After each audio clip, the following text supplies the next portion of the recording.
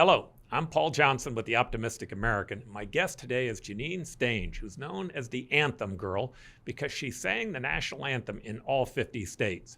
The more interesting part of her story, however, is how that came from adversity that she was facing in her life. And she set this goal after facing a number of other losses in her life that were serious losses.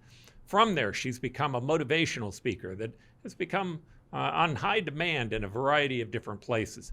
And finally, she's also spending a lot of time working with veterans. Now, we're going to talk a little bit about the national anthem in this. We're certainly going to talk about Francis Scott Key and what it was that he was trying to do. But really, the issues that have come from Janine's life, I think you'll find most interesting and inspirational for people trying to figure out how to make it. Now, I'm just a typical optimistic American. Of course, I still believe that the United States is a cause for good. If you're interested in watching this, press that subscribe button and let's get going with Janine.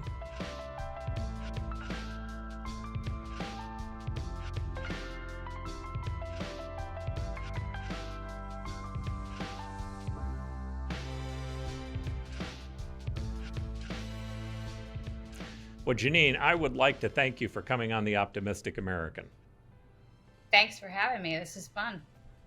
All right. So I know that you've put a lot of time and effort into working with veterans and volunteering time and effort in your not-for-profit organization. And I want to get to that because I think it's really interesting.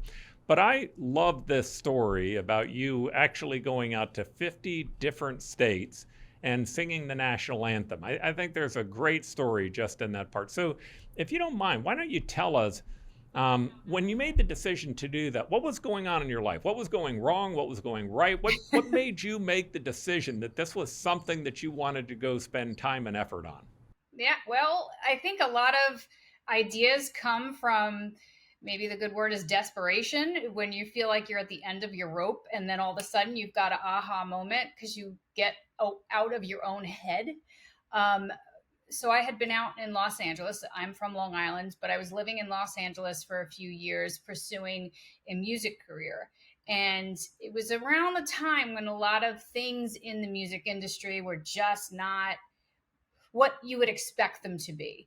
And I had recorded a bunch of albums, both on Long Island, and then I was out in Los Angeles recording. And there were a lot of things that kind of came to a head. I had a reality show idea that I was pitching, and it seemed like it was getting traction, but then all of a sudden everything was kind of stopping.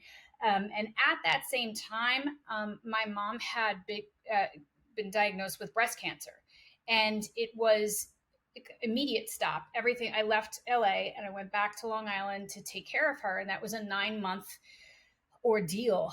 And it was during that time that I was like, wow, what's interesting is one phone call, life can change in an instant. And for me, that one phone call brought me back to Long Island to take care of my mom. And then she passed away 9 months later.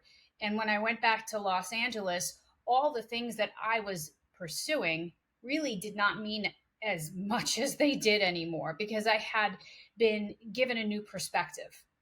All the things that I thought would make me happy, it didn't even matter. So to get out of my own head, really, and to start to think of other things, there was one thing that even before anything had been going on, I was getting asked to sing the national anthem a lot. Out in Los Angeles, I would go sing it, all these different, UCLA, Angel Stadium, different places, and I really liked it. And that was just because I felt like I was using my voice for something other than myself.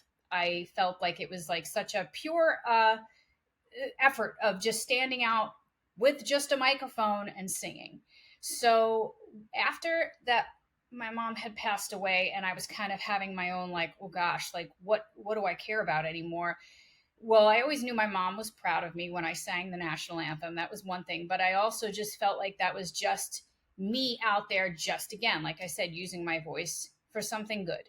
And then it hit me one day sitting there saying, well, I've sung the national anthem in a few states. I started to wonder if anybody ever sung it in every state.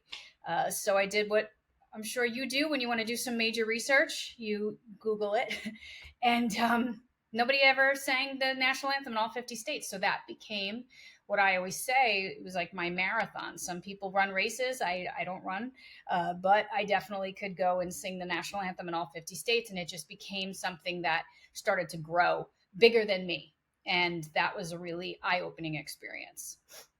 What made you, what ties you into that song? What made that song matter to you? You just said that it mattered to your mom. Why did it matter to her?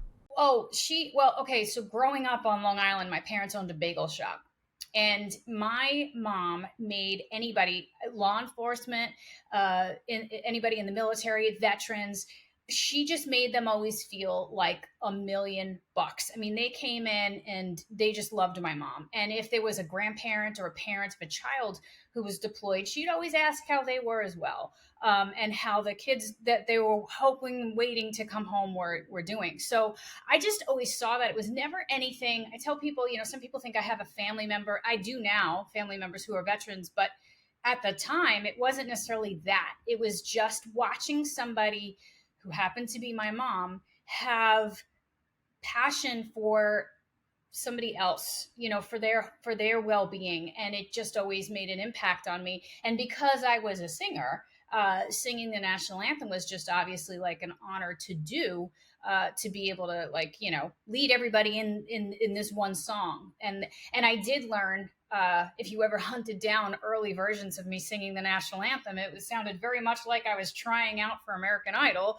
But I learned through that as well, that it is so important to sing it so that other people could sing along and not put the focus on you, but rather let everybody have that moment.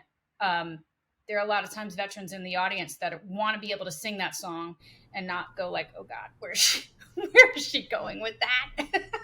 Yeah. And there's no doubt sometimes there are some pitches in that song that you can hit, well, that some people can hit, and then people like me can't even think about getting close to it. So, yeah, definitely. Well, it's good you know. So, it's good you know. Yeah. All right. So so we're going to, later on in the show, we're going to go ahead and play you doing the 50th state.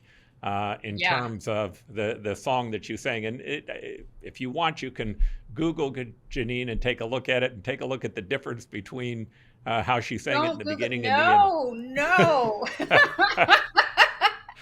Well, all right. So that's pretty amazing.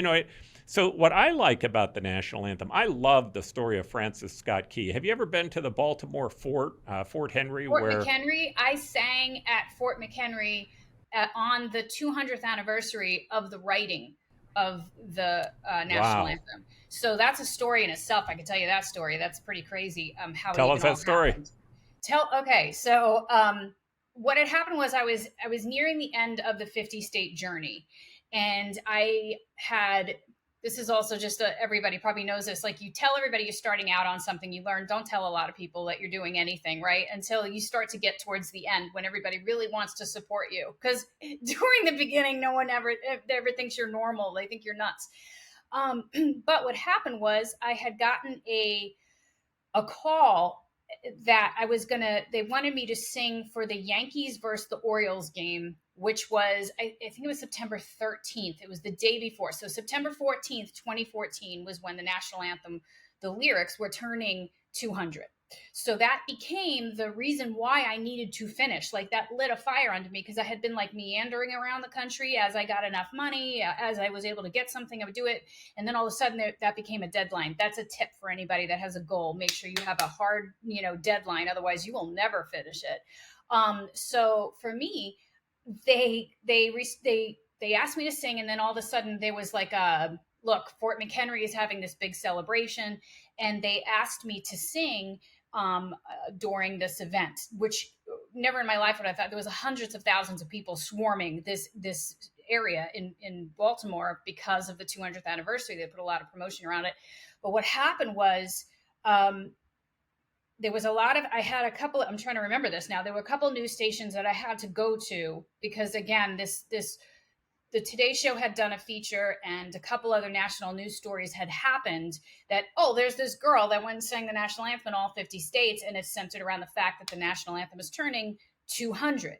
So then I get to Fort McHenry, and I was just going to get a flag so that I had something like to commemorate that day.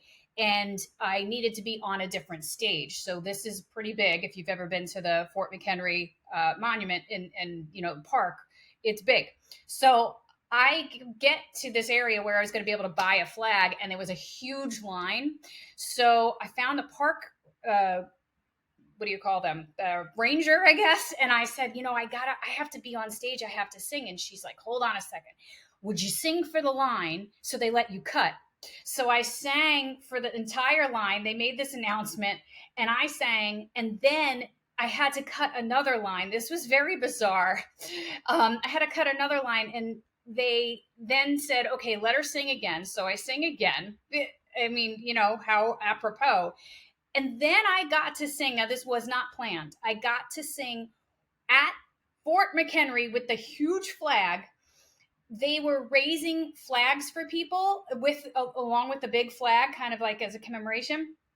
And they let me sing in front of this huge crowd of people while they raised the flag that I had sung for twice, with everybody there, and they explained everything that was happening. I mean, it was funny because the planned event was sort of like a sidebar compared to all the fun stuff. And then the Coast Guard invited me aboard this cutter Ibis, and they said, would you come and be part of this? So I said, sure. So I get aboard the cutter Ibis, and they actually brought me out. They actually let me drive cutter Ibis.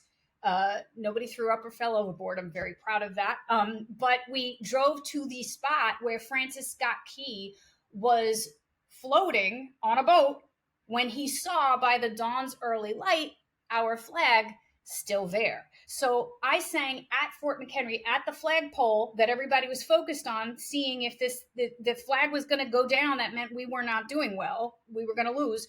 And at the spot where Francis Scott Key was floating. So 200 years to the day of the writing of the national anthem, what would be the national anthem, I sang in Francis Scott Key's line of sight, which was absolutely crazy. There was no publicist that orchestrated that. There were other things involved, and everybody was just like, wow, that would have been good if I came up with that idea, but nobody did. Yeah. So I think so often we've gotten way too far away from civics in the United States. So it's worth it to just tell the story for people who either don't remember or maybe haven't heard it. Francis Scott Key, when his job was, he was a lawyer, and his job was to go out and meet with the admiral of the British Navy and to have a discussion with him about exchanging prisoners. Now, the British in this ship had a whole set of prisoners that were locked into cages and cast in irons down below. He got there. He allowed them to go meet with him. Francis Scott Key said, hey, we've reached an agreement where we're going to be able to exchange you. They're obviously excited about that. And he goes back upstairs, and the admiral says, this is all going to be for naught. He says, if you look out there on the horizon, there are a couple hundred ships that are coming in here. They'll be here in a couple of hours. And he said, when those ships get here, we're going to bomb the fort. And he said that Navy is going to force the new colonial government or the new colonial army to surrender. And so when they got there, he told the men that was going to happen. He told the admiral, hey, this is a big problem because there are a lot of women and children in this fort. And they said, well, don't worry about it, because we've told them if they take those stars and stripes that you have there for a flag and you get rid of them, you lower it off of the rampart that's up above, we'll stop firing on the base or on the fort. So nonetheless, he's sitting there and he's watching that. Well, dusk comes, it gets dark, all the other ships arrive, and they start lobbing so many cannons that it literally lit up the sky. He could see it all night long, but there was always smoke in the way from the cannons and fog, and every now and then the flag, he'd be able to see that it was still there. But then he gets to the amazing part of the story for me, which is the admiral couldn't figure out, they began to have all the ships target just on the rampart. They just wanted to take the flag itself down. And so the smoke would clear and the flag would still be there. They'd fire again. And then finally they started to realize that the flag was leaning, but nonetheless it kept being up. So the admiral told them how frustrated he was. Obviously the song, we know that in the morning hours when it finally came up and he could still see the flag, that was a joyful moment, because all the prisoners were asking him. All the Americans wanted to know, hey, did that flag stay up? When he got to the fort, what he found was that the flag actually had come down a couple of times, and that people, patriots, not wanting it to lay there on the ground, would literally go hold it up in person. And then some of them would die from the cannon shell, and then somebody else would go and hold it up. It was the bodies of patriots actually holding that flag in the air. And to me, it's, I'm Francis Scott Key. He's getting a soiled reputation today because people are trying to revisit history, and they're trying to look at history from today's lenses. But this was a great American who did a number of great things for this country. And writing that song was just one of them. Oftentimes, artists and poets and people who are writing, they can do more to move forward the spirit of a country than can actually the people in the army. I mean, that's what a flag is about. It's a symbol of something great. My view is that you're singing that song, it's a symbol of something great, and that in itself makes it great. I think it's the morale that's the most important, right? I mean, everybody was down, this was a tough thing. Lives were being lost, but I think that's what the most important thing is, to keep in mind that these are human beings, and the fact that they were putting their lives ready to die, as now we've always heard, like writing a blank check, here's a blank check up to including my life that I will give. This is because they believed in something that was bigger than themselves. And I think that's what is important to remember, in spite of anything in our lives. It's like, wait, what is bigger than me that I could attach myself to? Because that's when I believe you'll have tooth and nail. You'll be able to fight tooth and nail to get something done when you've got, real skin in the game, and you're saying, what's bigger than me? What cause is greater than me to believe in? That's I will beautiful. also say, just a little interesting tidbit is, they have a buoy. It's called the Star Spangled Buoy, that floats to mark the approximate location. They had really good eyesight, because it is not that close where they were, where the location that is shown it, and you're looking for the flag. It is not close, and they had really good vision. What I really appreciate about what you just said is, I think that we fail to recognize that we are a part of something bigger. And here's the amazing thing. You're an American. You're part of, quite simply, the greatest superpower in the history of the planet. We've done more to move human progress forward than any other civilization ever. The quality of life that we have here. I mean, certainly there are some people who are suffering. I don't want to take away from that. But if you look at us in comparison to other nations, other countries, and you see what we've been able to accomplish, we stand on the backs of giants. We just do, on the shoulders of giants. And it's something to be proud of. Now, is our history perfect? Of course it isn't. We're men and women, and men and women are flawed. They make mistakes. But the overarching cause that says, hey, we hold these truths to be self-evident, that all men are created equal, was the moral basis that this country was founded on. That in itself was unique. That in itself made us different. And over time, as I watch people begin to criticize our fallen heroes, I feel like they've lost their way. They've lost the sense that they are a part of something better, and that by criticizing people for their mortal flaws, and again, we all have them, they forget the overall arch of history and the greatness that we've been able to accomplish. Yeah, I also think what's hard is that we put people on such pedestals that we forget that they are human. I think it's always important to realize, sometimes there's that thing, what is it, never meet your heroes, or what's that right phrase? Like, because I think what we do is we think, well, they're untouchable, they're perfect, they're never going to make a mistake. And I think the thing to always keep in mind is we're all in this together. We're all at some point going to fall flat on our face, but the point is to, again, look for the big picture. Wait, what are we all collectively trying to do? And the fact that there are going to be differing viewpoints, and there are going to be people that see things differently, but isn't that how we can move forward? If you surround yourself with people that only think one way, and you want to poo-poo everybody else, is not going to really advance anything. So that's what I think is so important. And that's what I think is great about being here. I think it's also great if people go visit other countries, just to be able to realize what we have here. Definitely. All right. So you've become a motivational speaker that's in pretty high demand. So talk about that. Talk about your messages that are important in that. Well, I think what came out of that whole journey was the fact that there were instances that I was able to realize that had been stuck in different comfort zones in my own life. And by things that happened in my life, whether it was, falling flat on my face, trying to pursue a career in music and then pivoting and realizing I had the ability to do that. Or it was after my mom passed away and realizing there were things in her life that I remember, never forget, this is a little bit of a tangent, but she was it was after a tough day of chemo. We were in her living room, and I remember she was talking about, I always make a joke because she was watching the Food Network. She loved watching the show Chopped. I always say it was because she had a crush on Bobby Flay.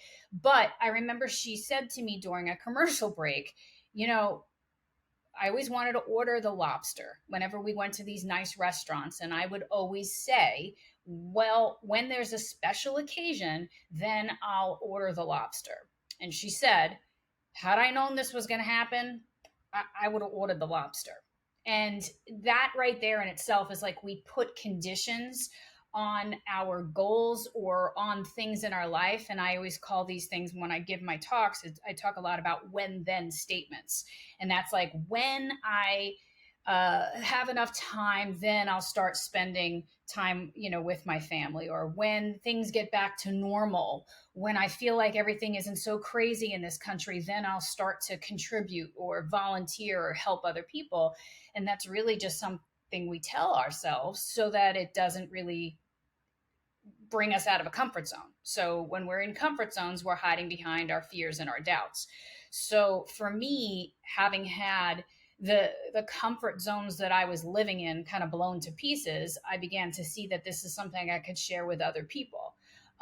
Because as my dad said, it was literally the morning after my mom passed away. I'll never forget this either. You got to get the image. My dad's 6'3". They used to call him meat hooks, big guy. But yet I would never forget, it looked like tears were shooting out of his eyes. And he said, let this be a lesson to us all, to live life. If there is something that you're waiting on the right moment, the right time, stop waiting.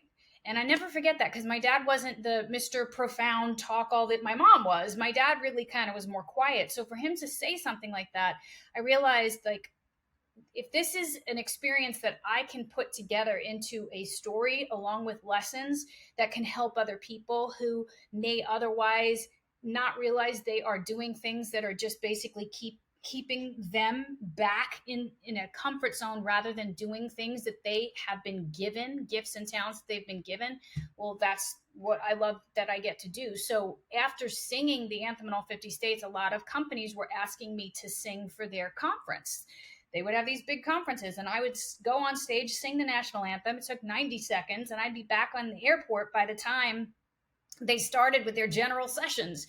And then it was actually a guy, his name was Dennis Spiller, and he works at Jelly Belly. He's still there.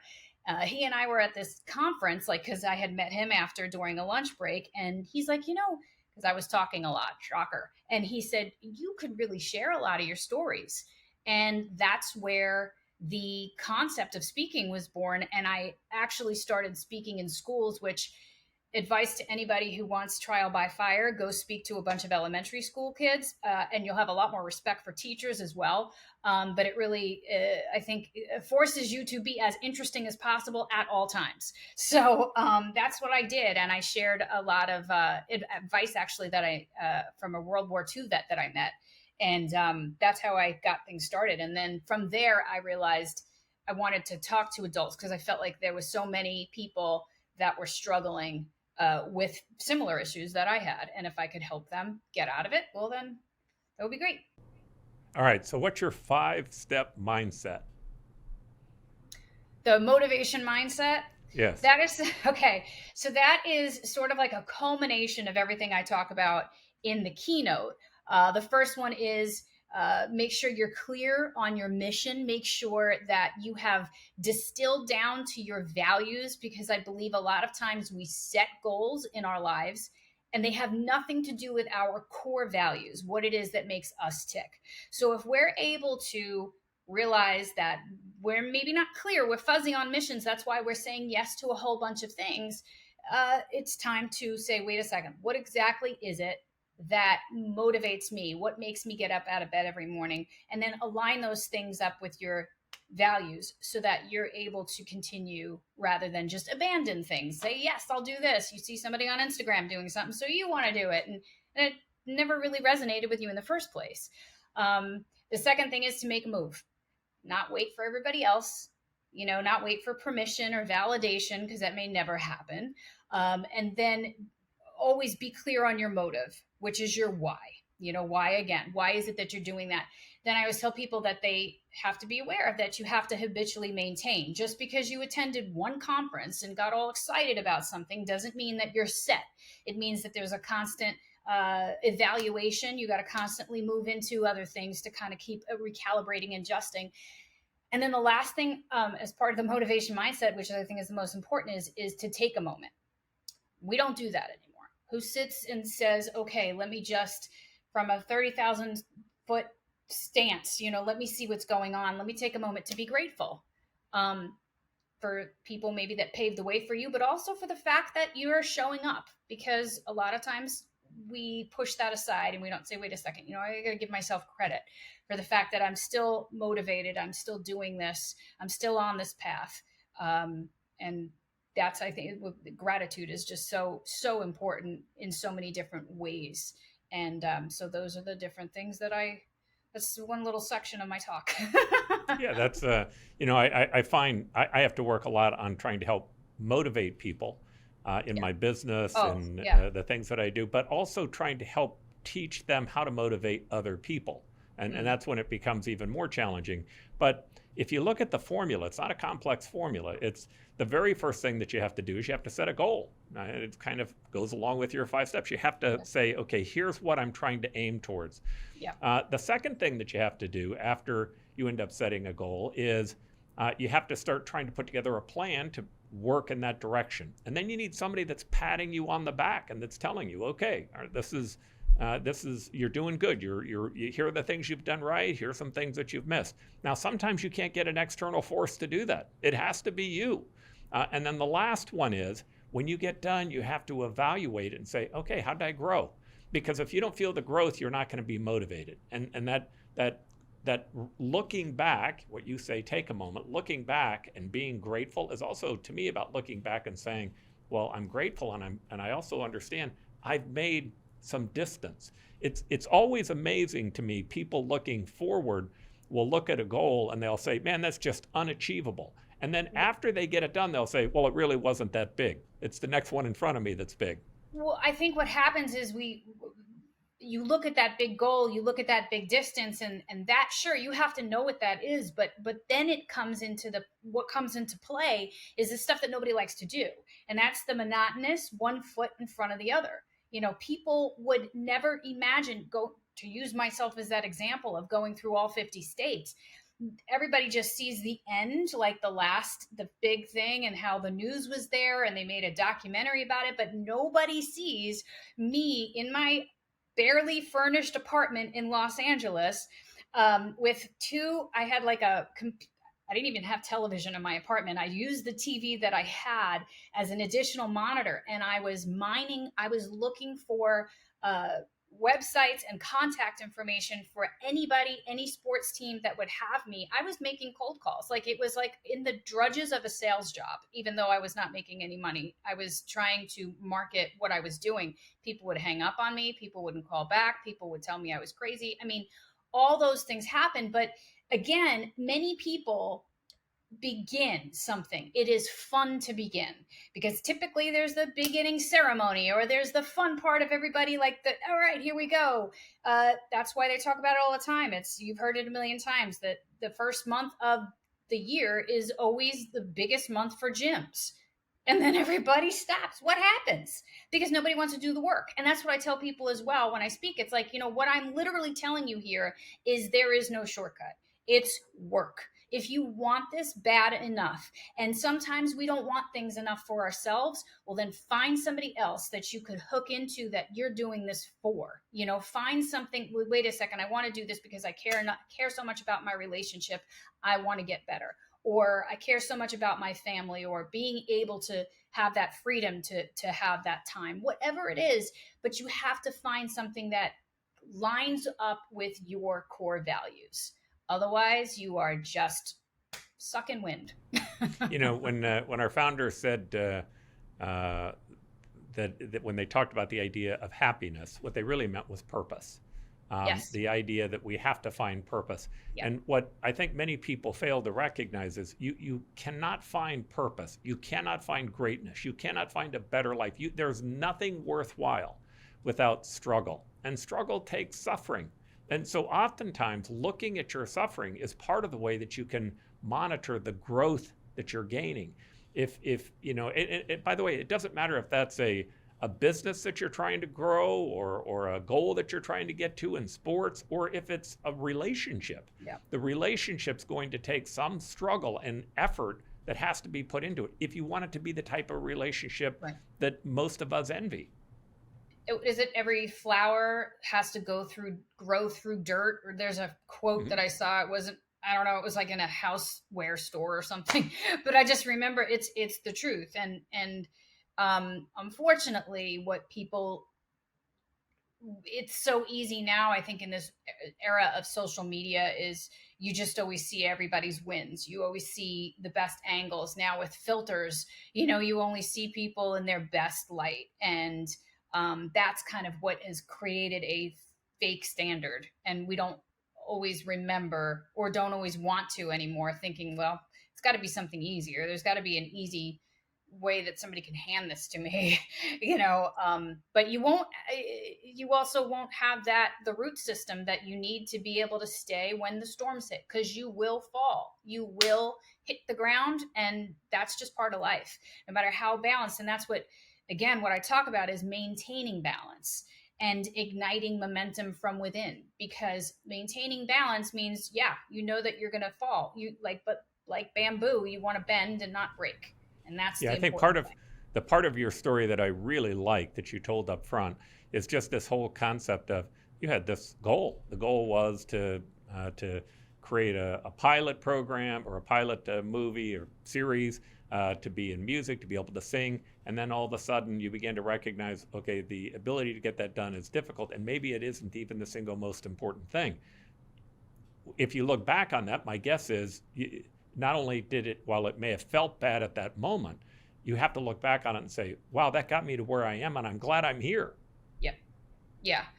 I never look back and say, oh, I wish everything was different.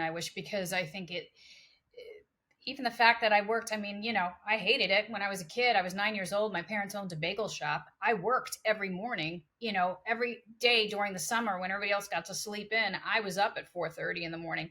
And if it was my day off and somebody else decided they weren't going to show up, guess who got the phone call that had to show up? Me. And it gave me that ownership mentality that I don't regret having. It also allowed me, I had to communicate with people that were 35, 50, and I was 9. And I remember there was this one time I was so nervous because there was this guy that always challenged me, I wasn't allowed to prep food, just in case everybody's listening that's in the health world, health inspectors. I wasn't allowed to touch anybody's food, but I was allowed to ring up at the register. And there was one guy, he'd be like, Are you sure that's how much it is? And I used to get so nervous. And my mom was like, and this is one of my lessons. She would say, never let him see you sweat.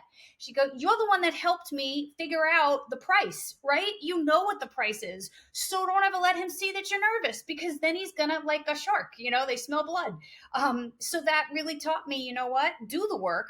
obviously I wasn't just guessing at prices. I literally did help my mom figure all this out. She'd sit me down with a calculator at 9 years old. Okay, this is how much it costs us. This is how much we need to make. What's the price? So all of that stuff really led to a good foundation.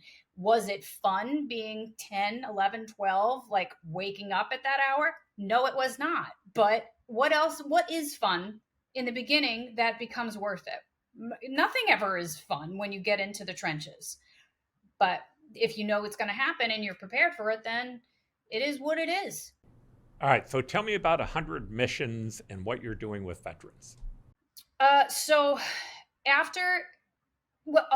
during the whole mission of singing the national anthem in all 50 states, what I did was at state 20, I remember it was Alabama. I decided, well, what else could I do? I mean, I've got this audience, I've got an announcer who will say whatever I ask him to say. And I printed out these blank thank you notes and asked people after I would finish singing to write notes of gratitude to our deployed military. Because at the time I had just met the founder of Operation Gratitude, Carolyn Blashik, and I said, I saw her operation. She sends out these millions and millions of care packages at this point to deployed military. And I was like, what about if I gave you cards to put inside of these from all the people, at the different places that I go? She's like, yeah, for sure. So I just would print out these blank thank you notes with a, nice saying on the front. And I would tell people, come to my table. So the announcer would say, Janine just sang the anthem. She's doing this in all 50 states. And she's got cards that you could write out to our deployed military. And I ended up collecting thousands and thousands of these cards. And it became such a thing that after I finished the all 50 states, people would tell me, they would be like, there's my grandfather, he's a World War II veteran, what could we do? And I just remembered, what? These cards, what about if I tell everybody a little bit about these veterans and then give their address, give a little bit, a photo of them, whatever. Let's just have people send cards right to their mailboxes. And like everything else, it just starts small. And, I would just send them out via email and put it on my Facebook page. I'm also on air every Thursday with Flash Phelps. Some people might know who he is on Sirius XM, channel 73. And, I just tell people about these different veterans. Well, now it used to be like one every month or maybe every other month. And now it's like 4 to 5 every month. We've gone, hundreds and hundreds of veterans get these cards, but we're up to mission 106. And it's just asking people to do what they can with what they've got where they are. Many times, this is another thing, is we all say, well, when I've got more money, then I'm going to be more philanthropic. This is philanthropy. This is gratitude right here. You read a little bit about these veterans. This is a newsletter that I send out. It's an email. And then you write them a card and say something. Maybe you actually lived in the state they grew up in, whatever it is. They love this. And I've had some caretaker. There was one specific woman who was a World War II veteran, and her caretaker told me, she got hundreds of cards. It was for her birthday. So she got all these. It was a very exciting moment. But she said, whenever she has a bad day, I see her go up into her drawers, get the box of cards that everybody sent her, and read them again. So it goes on. It has a life of its own. And there are many of these veterans. We don't have as many of the World War II veterans. We are losing them at a rapid rate. So I think it's so important to send them off, with this gratitude, amazing displays of gratitude, as well as Vietnam veterans who never got the welcome home that they should have gotten. It's a very simple process. If anybody actually is watching this and would like to be part of it, you could just text USA to 33777. And maybe you could put that right here. I don't know. We will put that right there. Right here, you know what? I feel like You're a better marketing person than I am. I'm just going to tell you. I'm a past politician and a CEO of a company, and I can tell you could market 1,000 times better than I can. But we will put that right there, just where you said. Right here. Text USA to 33777, and you'll get an email. And I don't ask you for anything but to take the time to write a card, throw a stamp on it. You don't even have to buy a card. You can make a card. You could get your grandkids to make cards.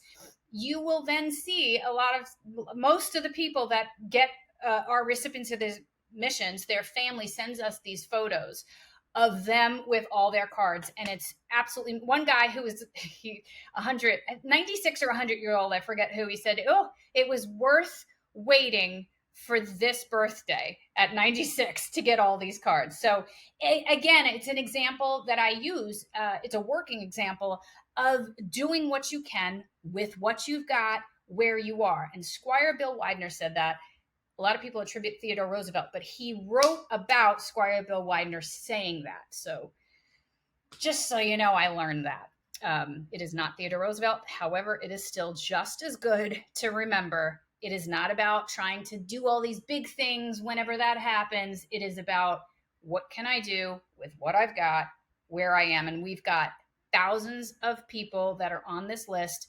Hundreds of people respond to that email by sending cards out to our veterans. And it is a beautiful thing. You could tell because I get very excited about it when I get to see the results of the missions being accomplished. So it's a fun thing. Now, I wish I would have been there to have heard you talk about your dreams when you first started this. So being as I wasn't, I want to hear what they are now. Tell me the lessons that you've learned from how you got to where you are today and where it is that you want to take all of this. You've really built an amazing piece of infrastructure in terms of all the different talents that you have and all the things that you're doing. Where do you want to go from here? Where do you want this to take you? I have been focused, and this is rare for me to stay focused on something for a longer period of time.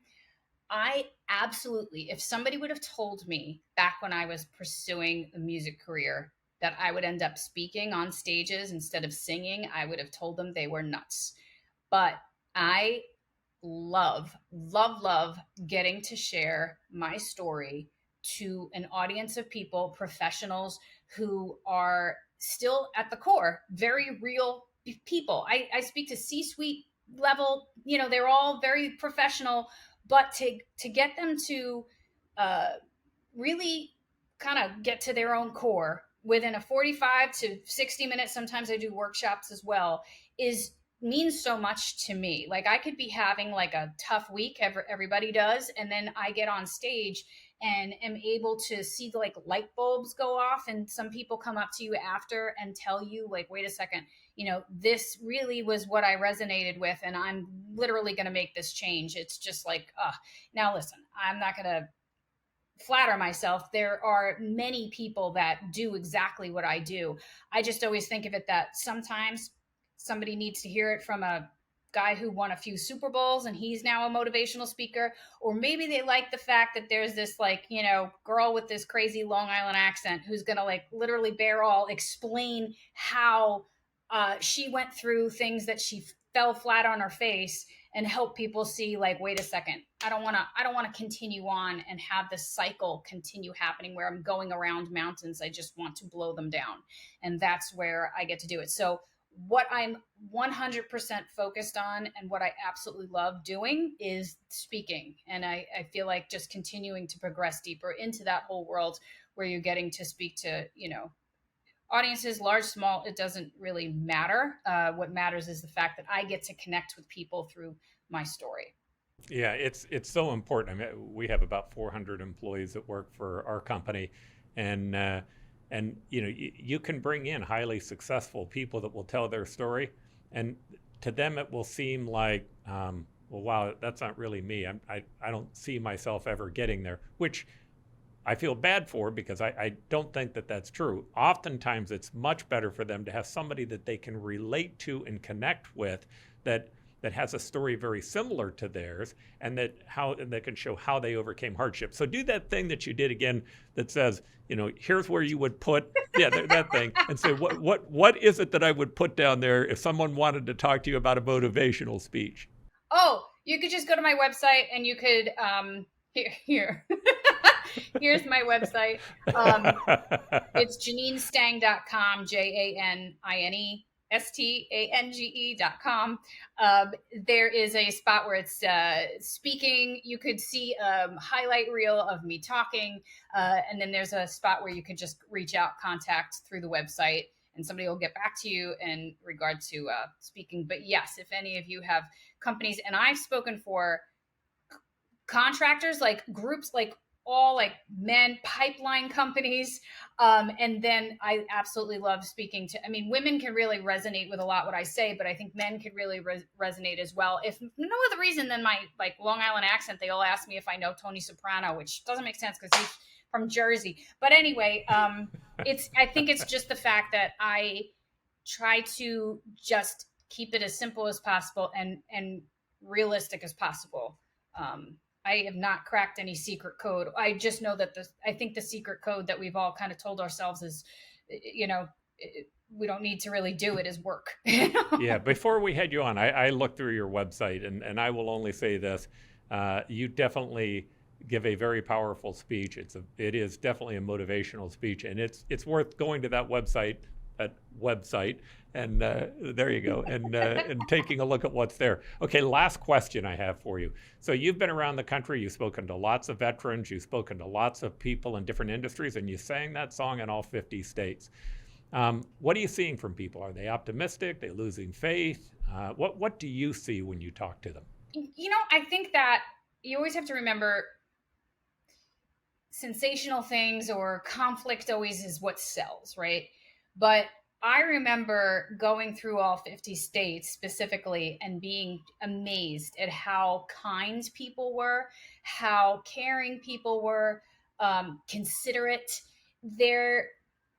It's almost like you sit there and you say, I was expecting worse because of everything that I was told, right? And it isn't the case at all. I have met from sitting on flights, I had a guy who found out that I was singing at the rodeo at Billings, the Red Lodge rodeo, and we were headed into Billings, and he happened to be the guy who was doing the flyovers for that parade that was going to happen a few hours prior. And I got to ride in the plane, the two-seater T-34 with him. He actually let me fly a little bit. We did rolls and all that stuff. But again, is because people are genuinely interested. If you're not going to have any kind of airs about you and you're just going to be like as honest as possible, everybody wants to help everybody else. Like everybody wants to see a little bit of themselves in each other and say, I remember when I was there, or you know what, this inspires me. I want to be around this. So I don't have that. I think if you sat and watched the news 24/7, you're not going to leave your house.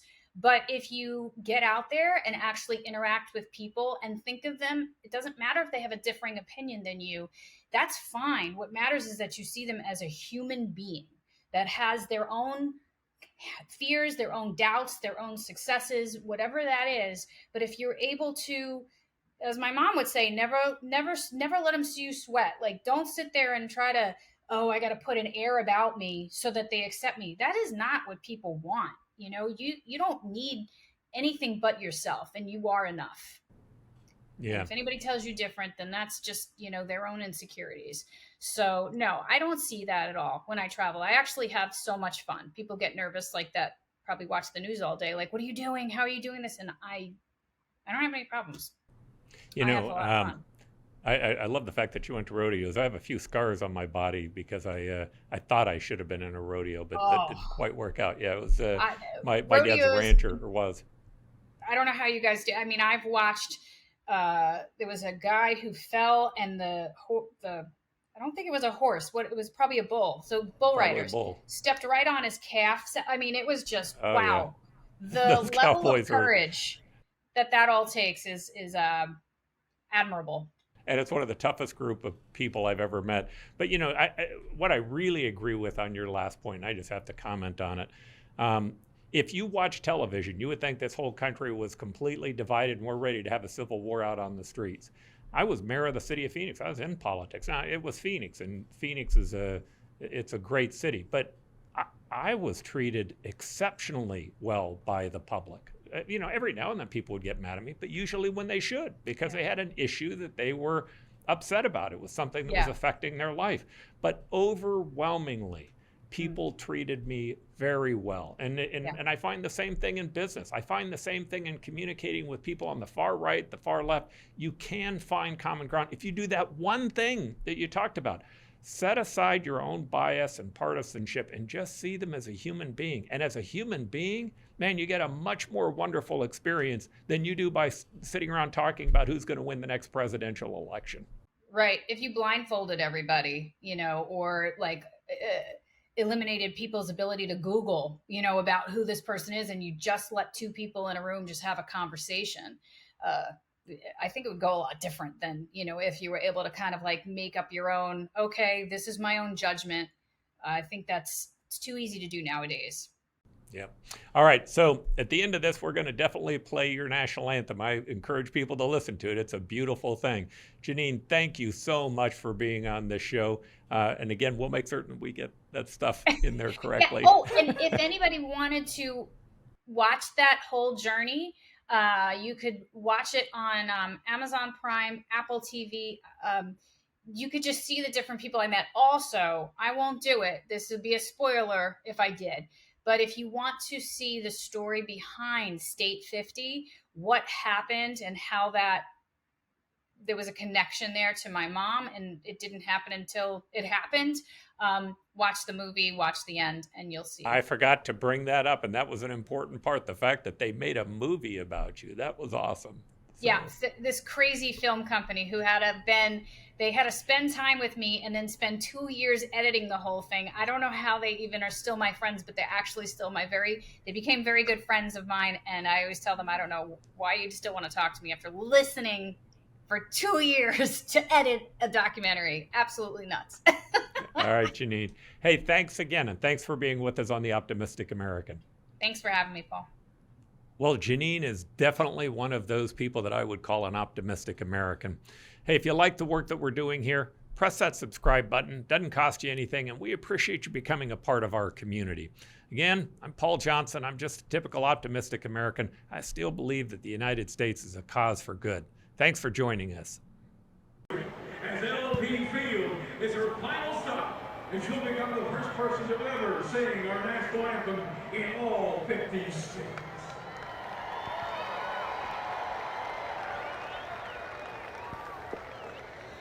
Oh, say, can you see by the dawn's early light what so proudly we hailed at the twilight's last gleaming, whose broad stripes and bright stars through the perilous fight o'er the ramparts we watched were so gallantly streaming, and the rocket's red glare, the bombs bursting in air, gave proof through the night that our flag was still there. Oh, say does that star-spangled